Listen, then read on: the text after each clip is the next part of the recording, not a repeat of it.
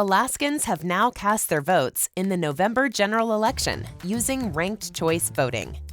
After Election Day, the Division of Elections counts first choice votes until all ballots are received.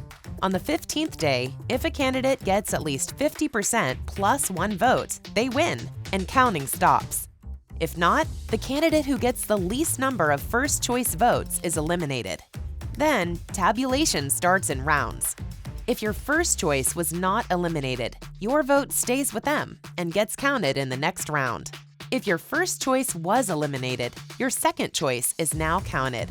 If you only voted for one candidate, your vote also stays with them, even if they are eliminated.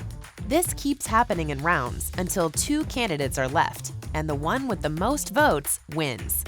Learn more about ranked choice voting at elections.alaska.gov.